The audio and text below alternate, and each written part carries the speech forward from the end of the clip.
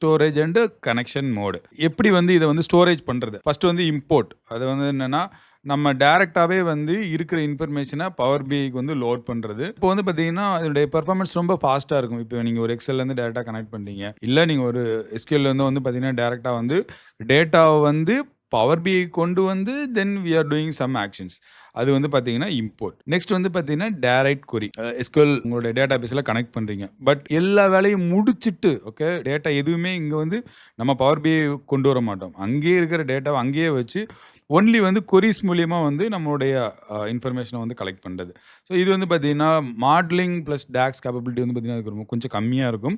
So இது வந்து பார்த்தீங்கன்னா டைரக்ட் கொரி. நெக்ஸ்ட் வந்து பார்த்தீங்கன்னா காம்போசிட் மாடல். அதாவதுன்னா ரெண்டுமே நம்ம யூஸ் பண்ணுவோம். இங்கேயுமே வந்து கொஞ்சம் டேட்டா வச்சிருப்போம். சில டேட்டாஸ் வந்து பார்த்தீங்கன்னா நம்ம வந்து டேரெக்டாக பவர் பிஐக்கு இன்சர்ட் பண்ணாமல் நம்ம வந்து கொரிஸ் மூலியமா நம்ம வந்து கொண்டு வரோம். இங்கேயும் டேட்டா இருக்கும், அட் த சேம் டைம் அங்கேருந்து எடுக்கிறனால இது வந்து ஒரு மாடரேட்டான ஒரு விஷயம். நெக்ஸ்ட் வந்து பார்த்தீங்கன்னா live connection. Connect to publish வந்து பவர் பிஐ டேட்டா செட் ஆர் அஸ்யூர் அனாலிசிஸில் வந்து பார்த்தீங்கன்னா சர்வீஸில் வந்து பார்த்தீங்கன்னா நம்ம வச்சு பண்ணுறது. டேட்டா வந்து எப்பவுமே லைவாக இருக்கும், செக்யூராக இருக்கும்.